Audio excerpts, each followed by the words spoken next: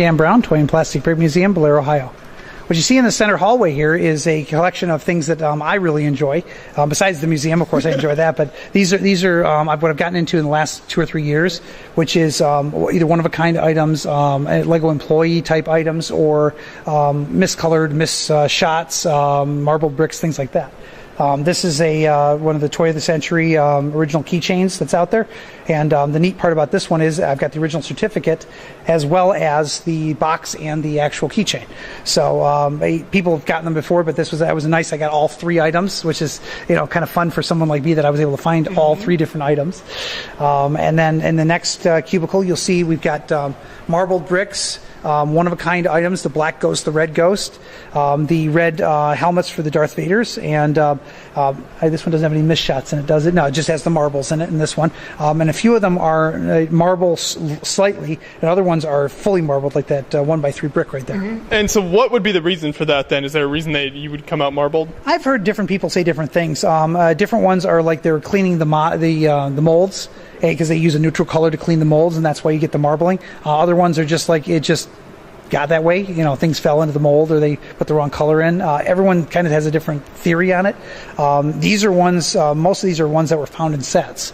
So I got them out of collections and things like that versus, ones where, a rogue employee will go through and, shoot a few things like the ghosts are like that. He just put in the wrong color and just printed out a whole bunch of those. And, the guy threw them in a back corner and let them sit for 2 years and then made $250,000 off them, like the red Darth Vader helmets. I mean, yeah, what a great idea. Lego should do that. They should just have promotional, we run 10,000 for charity and raise $10 million for a charity by selling red Darth Vader helmets. But there you go. But see, if Lego doesn't, then it's not as unique. It has to have that, that kind of black market. Oh, I know. It's got the undercurrent of deception, but they're rare. So and I like rare things because that's the fun part. Yeah, and then you get some more unique pieces on the other side here. Yes, there's still controversy going on about the Boba Fett helmet. We're not sure if that's actually a true one or if somebody just made one up. But that's why we put them in here. We weren't quite sure, but there it is. And then, of course, the different colors. And then I like missed shots. That's one of my favorite things. Getting it's a 2x4 plate that is not complete. Just not fully molded. And it made it out in a set, which is hilarious. Okay, yeah. So when Lego employees pick them up, the set and everything else, that's great. But when they actually make it in a set, make it onto the retail shelf, and then some kid finds them and then turns around and ends up on eBay selling for $1, that's cool.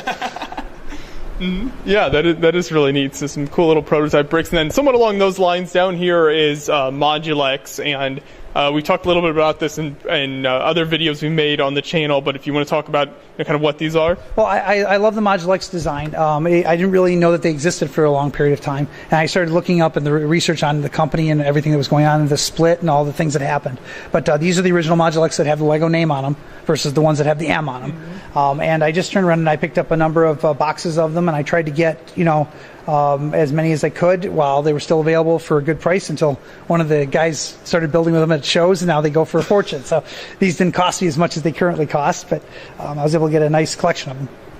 Yeah, and those are really cool little unique bricks. So it's always interesting to see those at every once in a while convention or something. Like you said, somebody will be displaying a build built with them, and it just catches your eye because it's certainly different than normal Lego bricks. Oh, and especially when somebody uses them in a diorama where they have like a Lego figure building with bricks. Okay. I love it because that's more the size. So you can turn around and have them actually turning around the Lego figures building with the actual brick. Yeah, it's really cool. Well, thanks for showing us. Those prototypes and things are always really interesting to see some of kind of the behind the scenes look almost at the way Lego bricks are molded and everything. And again, it's one of those things where it's fun to collect something that's unique, and even when you have a collection of my size, it's kind of fun to get something that's just really cool and really unique.